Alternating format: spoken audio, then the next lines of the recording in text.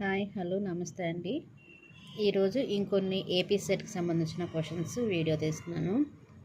First question, when a consumer demand more of a commodity following others of his class or his superiors who consume more of that commodity is known as.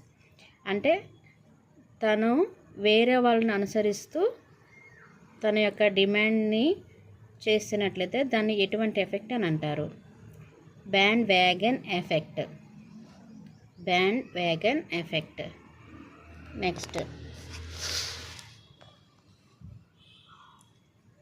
the substitutability of factors of production in respect of kinked isoquant assumes limited substitution.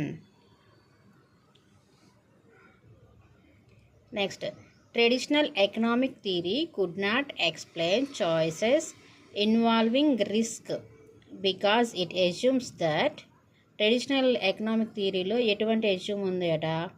Marginal utility always declines. మనకి marginal utility అనేది ఎప్పుడు కూడా తగ్గుతూనే ఉంటుంది.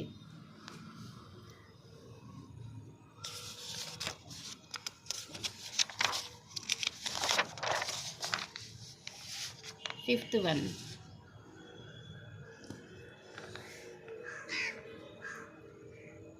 arrange the following theories in the order of their development. First is revealed preference theory, game theory, cardinal utility theory, ordinal utility theory. ఇవన్నీ కూడా మనకి అక్కడ ఇచ్చిన ఆర్డరు.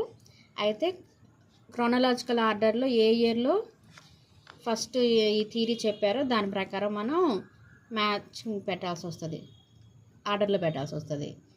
ఫస్ట్ది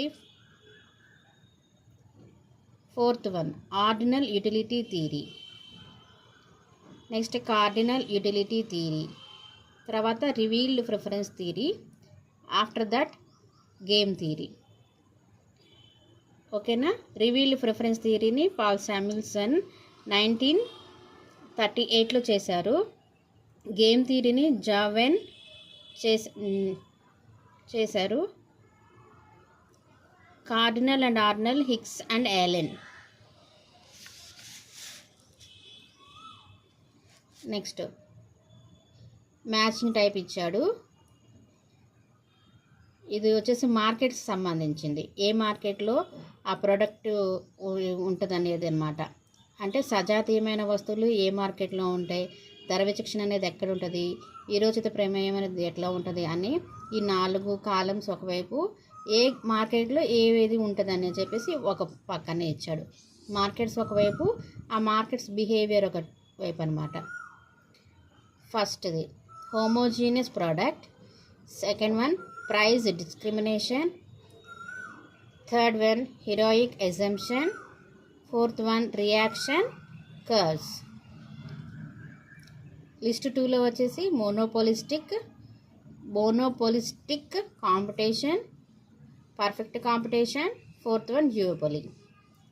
మ్యాచింగ్ వచ్చేసి హోమోజీనియస్ ప్రోడక్ట్ అనేది మనకి అందరికి తెలిసిందే. పర్ఫెక్ట్ కాంపిటీషన్లోనే సజాతీయ వస్తువులు అనేది ఉత్పత్తి చేయడం జరుగుతుంది. Price discrimination, monopolistic competition. ఈ ప్రైస్ డిస్క్రిమినేషన్ అనేది మోనోపోలిస్టిక్ కాంపిటీషన్లోనే ఉంటుంది అన్నమాట.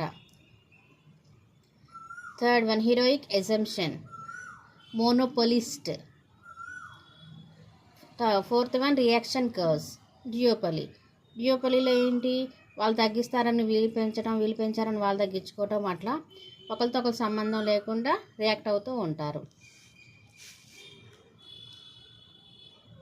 Seventh one, in the long run as the factor becomes variable the quasi-rent becomes constant.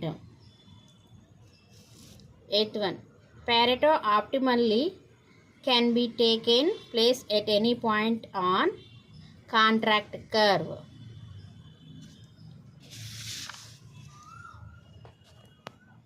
ఇది కూడా matching type. Box diagram. First లిస్ట్లో వచ్చేసి బాక్స్ డయాగ్రామ్, సెకండ్ లిస్ట్లో వచ్చేసి social welfare function, third one compensation criterion the theory of second best.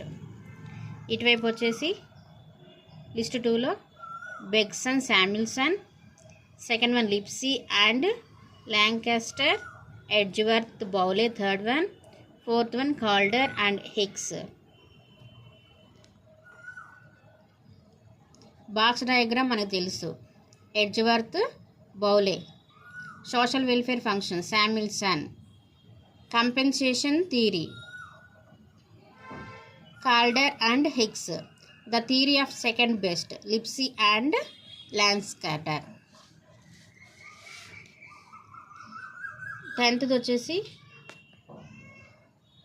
The lemons problem in economics of information is associated with imperfect information. అది అసంపూర్తిగా ఉన్న సమాచారము అని అర్థం.